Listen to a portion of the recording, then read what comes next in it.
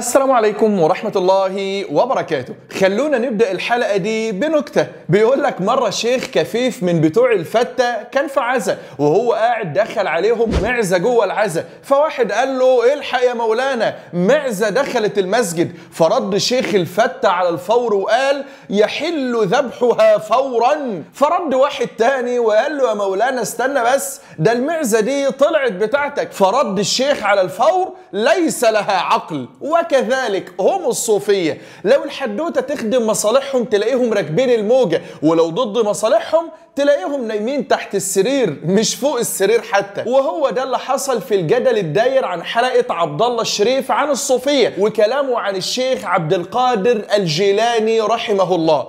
تعالوا نسمع الأول كلام عبد الله الشريف قال ايه. دين تاني خالص حضرتك ملوش اي علاقه بنقل وتواتر وجرح وتعديل وتوثيق. لا خد دي كمان، شيخ الاسلام ابن تيميه كتب عن مقابله جمعته بين امام الصوفيه عبد القادر الجيلاني. لما جه ميعاد الصلاه كل الناس صلت وعبد القادر لا. ابن تيميه ساله انت ما صليتش ليه؟ قال له لان الله سبحانه وتعالى جالي في المنام واسقط عني التكليف. اللي هو عبد القادر بس انت كده تمام قوي، ما تصومش بقى تاني ولا تصلي ولا تزكي ولا الكلام ده. ازاي حضرتك جبتها الله مش ربنا قال واعبد ربك حتى ياتيك اليقين؟ انا بقى جالي اليقين في المنام، انت كده زي الفل خلاص يا حبيبي. واعبد ربك حتى ياتيك اليقين يعني حتى ياتيك الموت، يعني تعبد ربك لاخر نفس. وبس الراجل قال الكلمتين دول من هنا واتفتحت عليه كل ابواق الصوفيه، منشورات ومقاطع وتعليقات، وما صدقوا مسكوا في حاجه. وانا معاهم ان عبد الله الشريف اخطا وواجب عليه يطلع يعتذر عن الخطا ده، لا سيما انه في حق عالم جليل كالإمام عبد القادر الجيلاني. والحلقة دي قلنا نستغل الجدال اللي شغال ونعرف الناس من هو الشيخ عبد القادر الجيلاني وإيه منهجه، وهل كان صوفي فعلا مثل صوفية اليوم، ولا كان إمام وعالم على منهج أهل السنة والجماعة، ولا كان من بتاع حضرة وفتة ودعاء الأموات والتمسح بالقبور، ولا يكونش بتاع اذكر ربنا 658 مرة، ولا يمكن بتاع أهم سقق حلع يصو. أهم سقق حلع يصو. أولا عبد الله الشريف ذكر قصة حدثت بين الإمام ابن تيمية عليه رحمة الله وبين الشيخ عبد القادر الجيلاني عليه رحمة الله. وهنا تصحيح بسيط، الإمام عبد القادر الجيلاني عليه رحمة الله مات سنة 561 هجريا، والإمام ابن تيمية عليه رحمة الله اتولد سنة 661 هجريا، يعني بعد وفاة الإمام الجيلاني ب100 سنة. وبالتالي رواية عبد الله الشريف غير صحيحة لأنهما لم يلتقيا أبدا. لكن الصوفية ركبوا الموجة وادعوا أن الإمام الجيلاني عليه رحمة الله قطب صوفي وأنه منهم ومنسوب لهم، واستشهدوا بأقوال ومدح ابن تيمية له وأغلب علماء الأمة. لكن فاتهم أن سبب مدح علماء الأمة للشيخ الجيلاني هو أنه كان بعيدا عن بدع الصوفية وشركياتهم التي نشاهدها اليوم. يعني الشيخ عبد القادر الجيلاني عليه رحمة الله كان عالم سني مجاهد بنى أمة، مش رقاص وطبال وزمار زي ما هتشوفوا كده.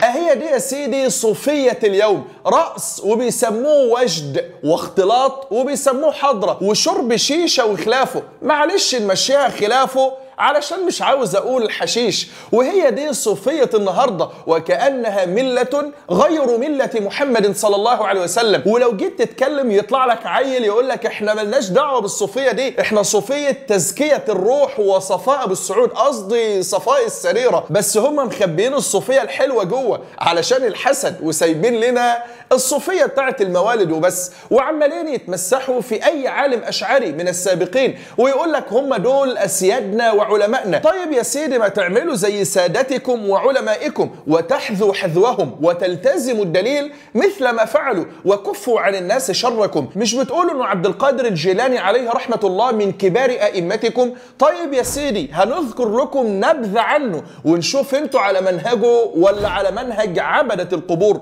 بداية الشيخ عبد القادر الجيلي أو عبد القادر الجيلاني أو الكيلاني ولد سنة 470 هجريا وتوفي سنة 561 هجريا. هو أبو محمد ابن عبد القادر ابن موسى ابن عبد الله. قال عنه الإمام النووي رحمه الله في كتابه بستان العارفين: وكان جميل الصفات شريف الأخلاق كامل الأدب والمروءة كثير التواضع دائم البشر وافر العلم والعقل شديد الاقتفاء لكلام الشرع وأحكامه معظما لأهل العلم مكرما لأرباب الدين والسنة مبغضا لأهل البدع والأهواء محبا لمريد الحق مع دوام المجاهدة ولزوم المراقبة إلى الموت. وكان له كلام عال في علوم المعارف شديد الغضب إذا انتهكت محارم الله سبحانه وتعالى سخي الكف كريم النفس على أجمل طريقة. وبالجملة لم يكن في زمنه مثله. انتهى كلامه رحمه الله. ومما قال عنه ابن رجب الحنبلي في كتابه الطبقات: وحصل له القبول التام وانتصر أهل السنة الشريفة بظهوره وانخذل أهل البدع والأهواء. فاهمين يا صوفية؟ وانخذل أهل البدع والأهواء بظهور الإمام عبد القادر الجيلاني عليه رحمة الله. وقال عنه الإمام ابن تيمية في مجموع الفتاوى في الجزء 19: والشيخ عبد القادر ونحوه من أعظم مشايخ زمانهم آمرا بالتزام الشرع والأمر والنهي وتقديمه على الذوق والقدر، ومن أعظم المشايخ أمرا بترك الهوى والإرادة النفسية. والصوفية نقلوا كلام ومدح ابن تيمية في الشيخ عبد القادر الجيلاني، لكنهم تجاهلوا نقد ابن تيمية في أفعالهم الشركية مع الجيلاني. زي بالظبط كده شيخ الفتة اللي أمر بذبح المعزة لما دخلت العزة، ولما طلعت بتاعته قال إنها من غير عقل ودخلت الصوان غلط وما بتفهمش وما ينفعش نذبحها، يعني بينقي من الدين اللي بيعجبه بس. يقول ابن تيمية عليه رحمة الله في الفتاوى في المجلد 16: وأما قول القائل: من قرأ آية الكرسي واستقبل جهة الجيلاني وخطى 7 خطوات مع كل خطوة إلى قبره تسليمة قضيت حاجته، فهذا أمر شرك بالله رب العالمين. والشيخ عبد القادر الجيلاني لم يقل هذا، ومن قال أنه قال فهو يكذب عليه. وقال ابن تيمية إن اللي بيعمل مثل هذه البدع من الغلاة في المشايخ هو من أفعال النصارى وهو متشبه بهم. وأوضح أن النبي صلى الله عليه وسلم نهى عن الصلاة عند القبور لأنها من جنس أفعال النصارى. انتهى كلام الشيخ عليه رحمة الله. يعني لازم نكذب الصوفية لما ينشروا في مواقعهم وكتبهم إن الشيخ لما اتولد رفض يرضع من ثدي أمه وصام رمضان كمان، وإن الناس لما غم عليهم عيد رمضان أتوها وسألوها فقالت إن ابنها كان صايم وبالتالي بكرة عيد، ومش عارفين الأمة الإسلامية أفطرت ولا صامت يوم العيد.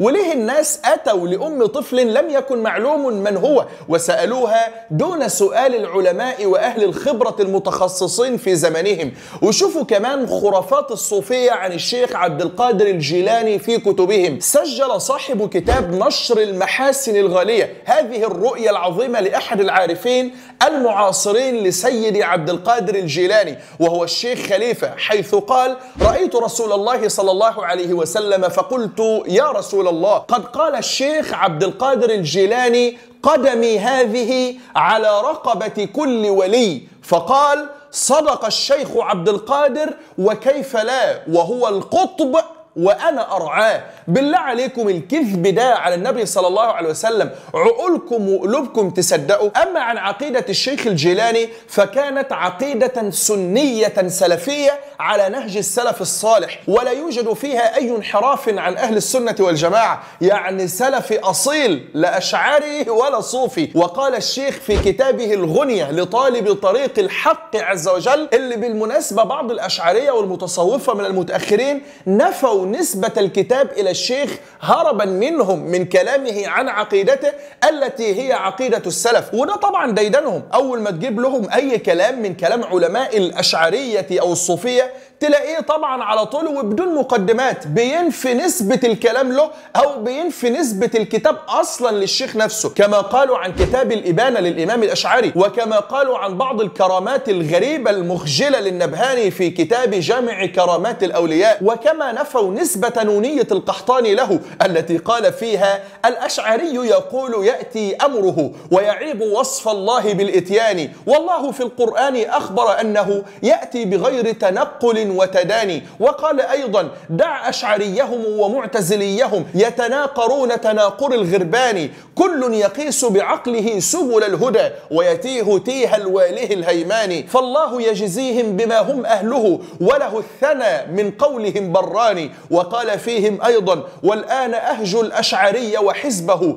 وأذيع ما كتموا من البهتان، يا معشر المتكلمين عدوتم عدوان أهل السبت في الحيتان، كفرتم أهل الشريعة والهدى وطعمتم بالبغي والعدوان، فلأنصرن الحق حتى أنني أسطو على ساداتكم بطعاني، الله صيرني عصا موسى لكم حتى تلقف إفككم ثعباني، بأدلة القرآن أبطل سحركم وبه أزلزل كل من لاقاني. وقال فيهم أيضا إن حل مذهبكم بأرض أجدبت أو أصبحت قفرا بلا عمران، والله صيرني عليكم نقمة ولهتك ستر جميعكم أبقاني، أنا في حلوق جميعهم عود الحشا أعيا أطبتكم غموض مكاني، أنا حية الوادي أنا أسد الشرى أنا مرهف ماضي الغرار يماني. وقال فيهم أيضا يا أشعرية هل شعرتم أنني رمد العيون وحكة الأجفان،